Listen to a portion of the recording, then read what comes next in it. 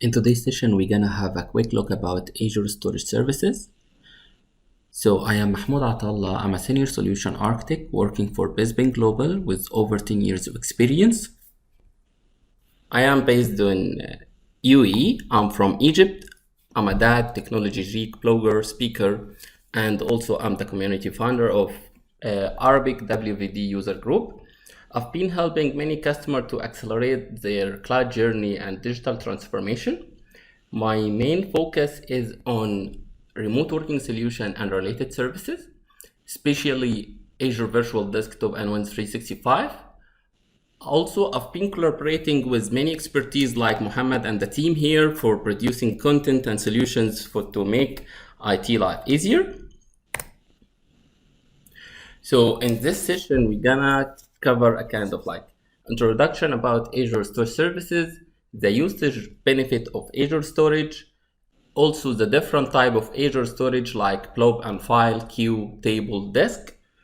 Also, we on the middle of the session, you will find yourself have the right understanding to select the right storage type that will fulfill your needs.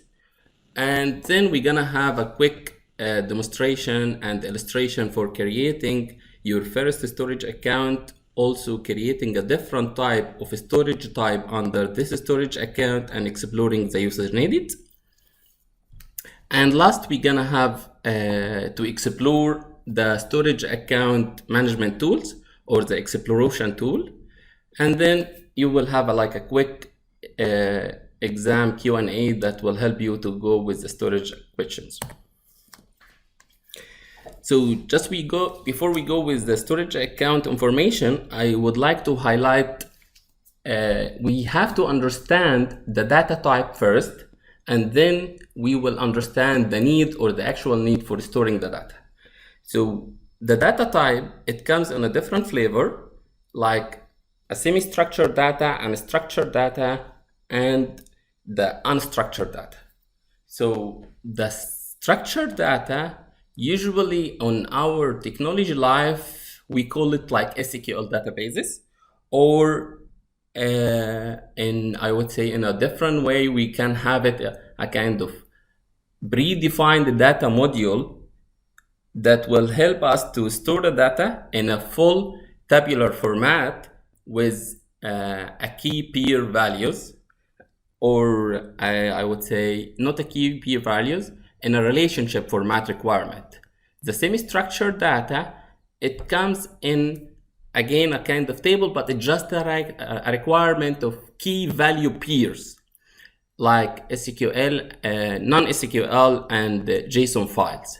The unstructured data, any data that it's not coming on a way of structure or semi-structured data, like files, music files, heavy text files, all those kind of data, it comes under the unstructured data. Okay, what is Azure Storage? So Azure Storage is one of the key fundamental pieces for Microsoft Cloud technologies that contain all the unstructured and semi-structured data, which is, in case if we are speaking about the unstructured data, it will be the file, the disk, the music files, as I mentioned, movies. Those would come in the unstructured level under the Azure Storage. The second one, if you have a requirement for semi-structured data, you would have Azure Storage Services like a table storage service. Microsoft also is offering us with a hybrid storage solutions that will help us to transfer our data from local to the cloud, or also synchronize between the cloud and on-premises. One of this option like Azure File Sync, and the other one is Azure Backup. Okay, so actually Microsoft offering on Azure Storage account, it comes with a different features or different added value. The first value that it comes with is the availability. You would have your storage available in different zone. That's depend on the availability tiers that you will select. So in case if you are selecting zone redundant storage, your data will be available in different zone with actually different synchronization mechanism. There is additional level of availability, which is coming like local redundant storage that will be having your data on the same zone, but with again additional copy of the data, but within the same zone itself. And also you would have the third level of availability, which is geo redundant zone. So your data will be available in different zone and different region as well. The last one, you will have your data is a geo redundant zone with a read access only, and that will give you the capability to have your data is available in different zones with a read access level as well. Okay. Second is, you can secure your data. Actually, Microsoft by default, once you have your data stored on Azure storage, it's encrypt at rest. So your data is already encrypted, but you can have additional layer of security with the benefit of Azure Key Vault to encrypt your data at rest. Your storage account is scalable, so it's designed to be massively scalable to meet your data storage requirement. So in case if you have like 100 of files today, it's fine. Your storage account is capable to do this. If you have million of files tomorrow, your storage account is capable to store the same amount of data without the interaction from your side. It's fully managed by Microsoft, so your data, it's hosted in Azure. You are managing your data side. Microsoft is managing the back end and the hardware, maintaining the software, maintaining the updates, all the critical issues and the changes that happen on the Azure storage level. It's managed by Microsoft. The important part is the Azure storage is accessible by different flavor. So the first thing is it's accessible over all the world, over HTTP and HTTPS. Microsoft also providing you with different library, so your developer can benefit of this library like .NET or Java or whatever the application is being built by. Your developer will be able to benefit of this library to integrate your application with Azure storage as a back-end data store for your application. So your application will be capable to utilize Azure storage as a back-end for your data storage. Okay. So as we highlighted in the beginning, we're gonna explore different storage type for Azure. We're gonna start with Azure Blob storage. So Azure Blob storage, it's defined it's basically actually meant to create or to store all the unstructured data, as we highlighted, images, files, videos, music, and heavy text or whatever it is. It comes with a different access tier, so you would have a different flavor of access. And every access tier you are paying depends on the access requirement that you require. So from hot access tier requirement, you can access your data frequently with paying less. So you are paying, your cost is more on the data storage requirement. So you are paying more for the storage, but you pay less for the access. When it comes to the cold access tier, you are paying more for the access, but you are paying less for the storage. So let's just imagine that you have an access, you have like 100 of gig, and those 100 of gig you are storing on hot and cold on the same, both storage account have the same data. On the cold, because the data is not accessible frequently, you're just paying less, and it's more cheaper. But let's imagine that you are accessing the cold access tier or the 100 gig on the cold access tier frequently, so you may pay double the hot access level because you are increasing the access level on the cold level. And then it comes to the last one, is the archival tier option. Actually, this is a kind of offline tier that optimized for storing rarely accessible data. and this data, it should be stored in a minimum 180 days. So if your data it's above minimum 6 months, you can switch the tier to archival level and benefit from the archive requirement. Back also to the cold access tier, the minimum requirement for access tier, it's 30 days. So if your data is more than 30 days, you can go ahead with cold access requirement. Okay, this illustration or this image, it just show how the blob storage should look like. You're gonna have account like Sally, and then this account, it has 2 blob storage container, one container for images and the other container for movies. Under the blob container, you would have the blobs, which is the object itself. So you have the images, which is image 1 and image 2, and then you have movie under the second container, which is movie. Actually, there is no segregation requirement.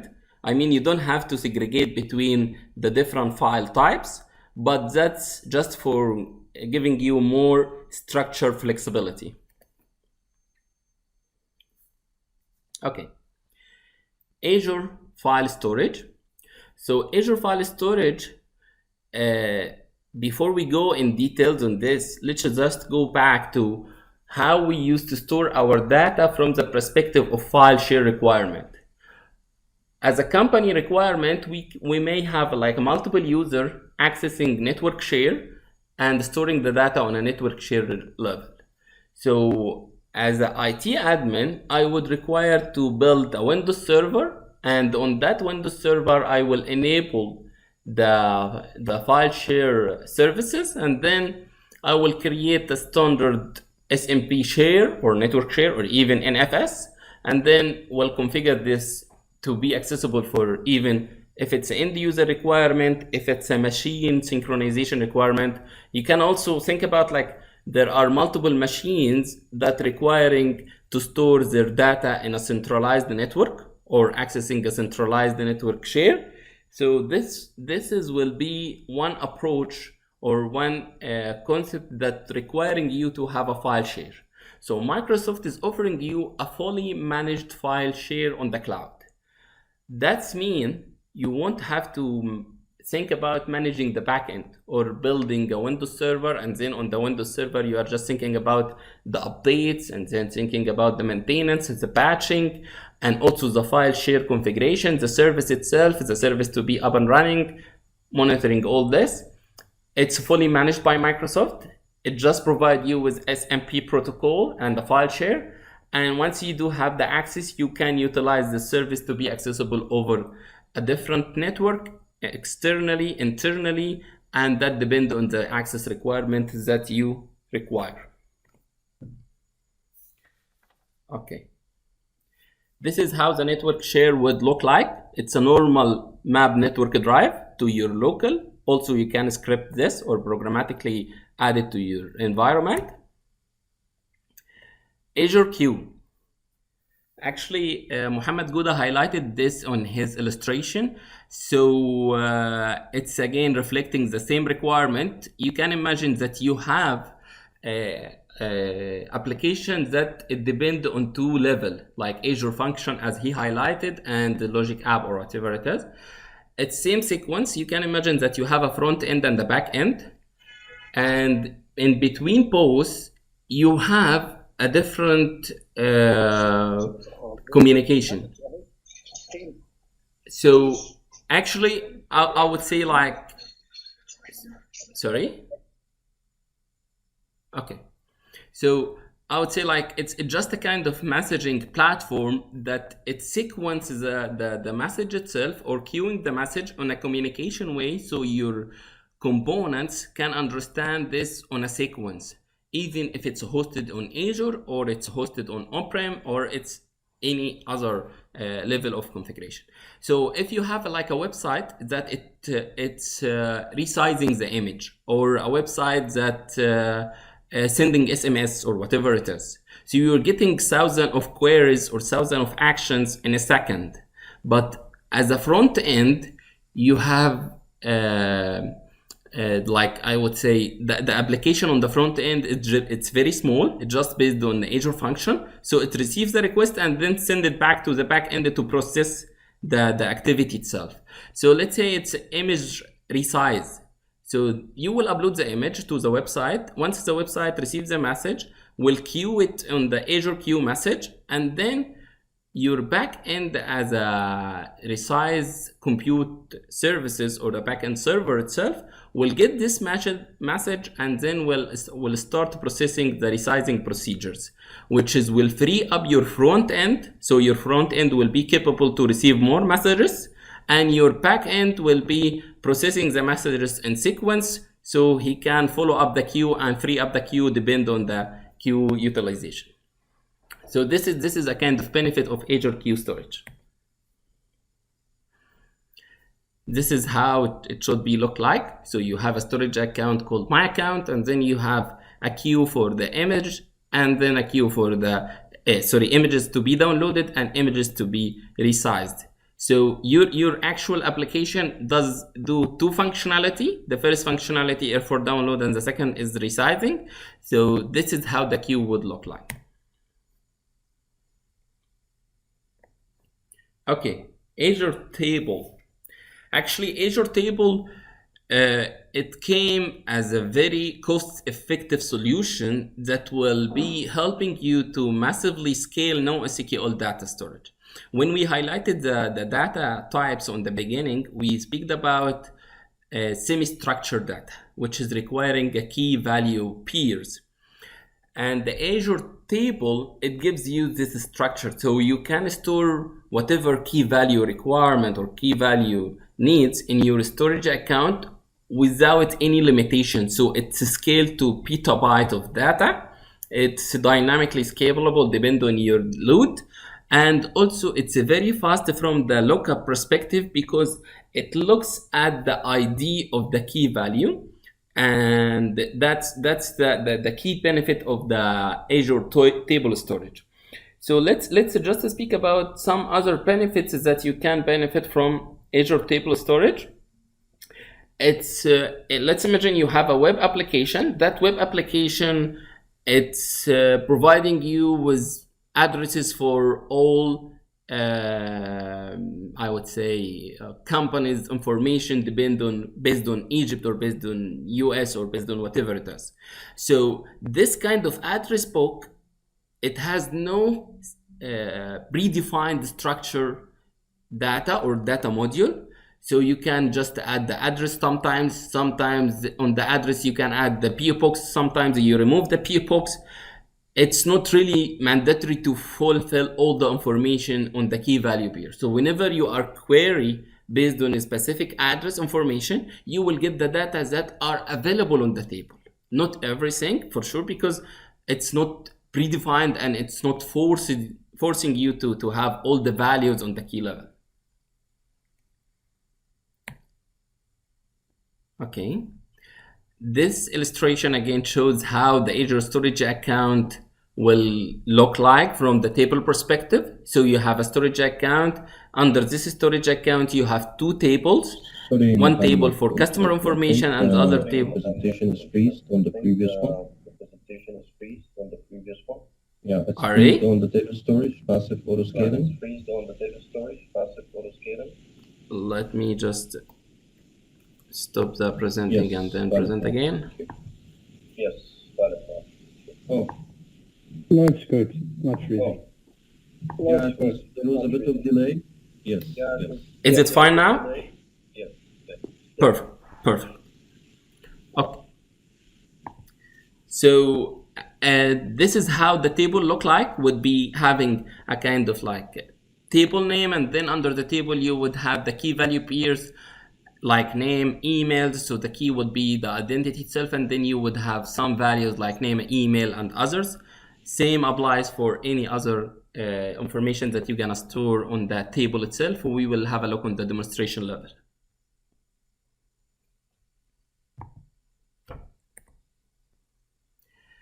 Okay, because we are limited on time, I'll just go quickly. So Azure Disk, Microsoft offering you with different flavor in Azure Disk. So it's managed on unmanaged.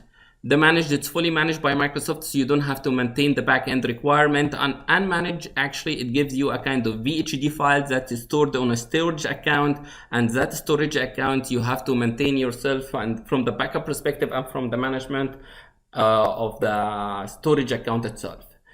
Also, from the performance tiers requirement, actually, Microsoft is offering you with the standard HD and the standard SSD, premium SSD, and ultra disk SSD. All of them are, each one, it has the performance requirement depending on your workload itself. And that's actually one more point I need to highlight, that you can get any of this managed disk as a shared, so you can have the disk itself a share between different VMs, and every disk size has number of max share that's capable for different VMs level. Okay, find your right storage. So based on the illustration that we highlighted in the previous slides, for any high performance requirement for durable block storage, you have to select Azure Disk Storage in case of you have a Azure Virtual Machine requirement. In case of you are looking for archives, cloud native workloads, or any data lake requirement, so you can think about Azure Storage, Azure Blob Storage. In case of you need SMP share or a cloud share, you can think about Azure Files. In case of still you need a file share, but with the enterprise level and very high IOPS requirement, you can think about NetApps. We didn't highlight in the beginning, but this is, we're gonna cover it later on. Okay, it's time for the demo. So on this demo, we're gonna create our first storage account. We will just jump into Azure portal and then click on the storage account, creating a resource group. Under this resource group, you will just create the storage account. And actually, I just need to highlight here that the storage account is a globally unique name, and you have to get a name that it's not been used earlier. On the advanced tab, you can enable the encryption. Actually, the encryption here, it's additional layer of encryption, because Microsoft by default, it's encrypting your data. And you can enable or disable the public access for your storage account, and that will allow you to provide the access for external for sure. I will not go in all the configuration. For sure, this can be a different session.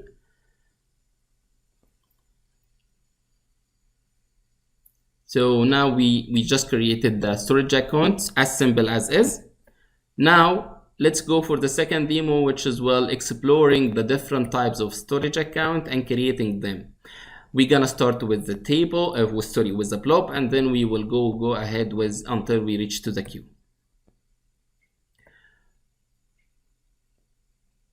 So we're jumping into the container, creating a public container, changing the public access to a container level. So all the blobs, all the files under this container will be accessible publicly. We will upload one file to just check the access feature.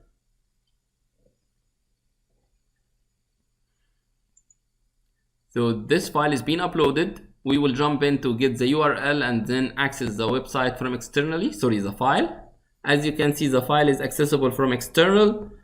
Now I will change back the access tier to internal, and I will see if the file is still accessible or not.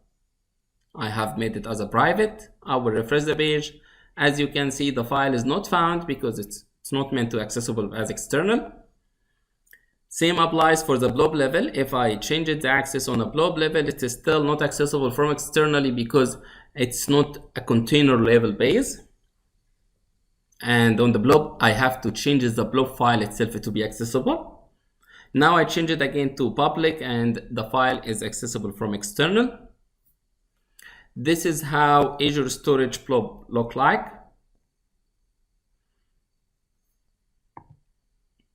Now it's time to create a file share. So we're gonna create one file share. once we're creating the file share, actually we can connect using Azure. Let me just quickly go back a bit. Yes, we can connect using two methods. Actually, the authentication method, I mean, Active Directory and storage account key. Active Directory is not enabled by default. You have to configure it, and it's requiring some configuration to get the SMP as a part of your domain controller, so you can access it based on the NTFS authentication basic. I mean the LDAP base. Right now, we're gonna use a storage account key to access our services. So I'm just copying the storage account key script, run it on my local system. Here again, I need to highlight the point that we just highlighted, that it has to be unique. The account name has to be unique, because you will have the account name .file.core.windows.net for any storage account. So the account name will be different from each one. This is how it looks like. Sorry. Okay. Now I'm connecting. Actually, I will be facing an issue now because I'm using Z drive on my previous illustration. So I have to change the Z drive to any other drive. So I would be able to get the drive itself accessible on a different drive name. So I have put another character as a P. So I'm able now to get P as a driver, as you can see. I will just jump into the driver itself, check if there are any files. I don't have any files.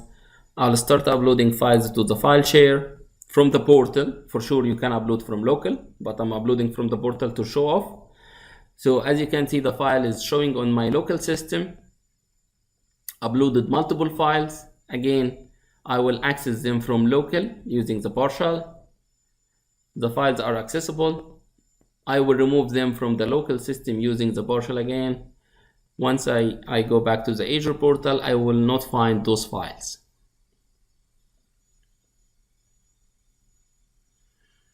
Okay. Actually, I skipped that. Yeah. So now exploring the different level of access. Actually, on the Explorer level, we will create the table and then we will have a look at how we can explore it. So I will just create a table.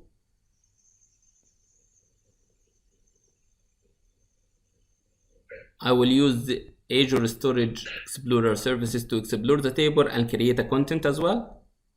As we highlighted in the beginning, the table is just based on a key value peer. So you can create whatever key, whatever peer you need, and define the type for sure of the value. Here I'm just creating some products and I'm creating different tiers.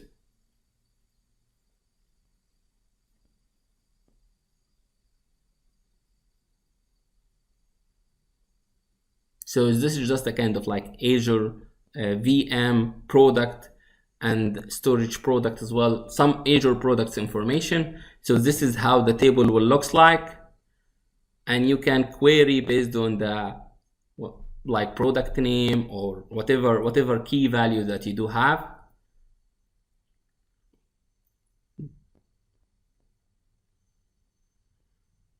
For sure you have the capability to add a complex query, so you will be reaching out the actual requirement that you need.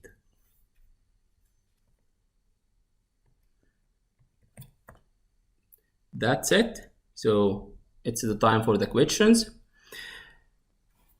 So the first question actually is, what of these types is the unstructured data that should include? Exactly. Yes. You have a requirement to store a storage account using a private address. Actually, I didn't highlight it on the illustration or on the presentation itself. but it's a kind of like, I should explain it on the storage file share level. I forgot actually to highlight it.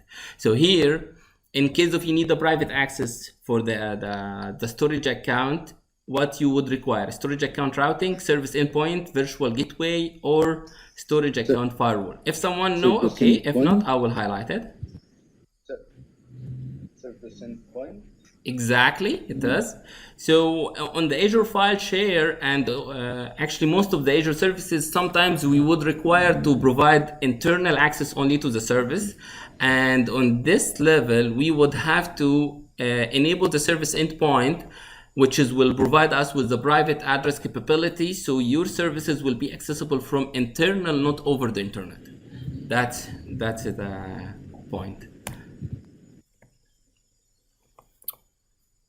It's a heavy question. I highlighted this on the previous slide from the storage perspective. So in case of you need to access a file share based on a Azure storage account and providing the accessibility over SMP, but with the Azure Active Directory requirement. So what you would require?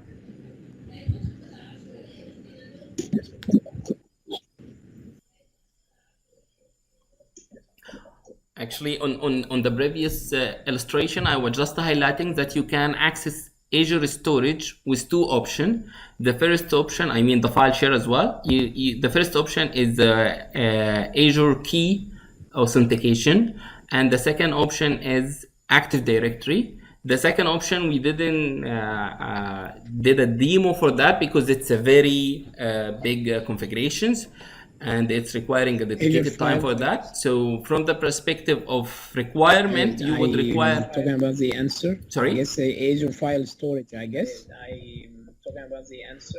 Yeah, please. Azure file storage, I guess. Exactly, and additional one as well. Domain services.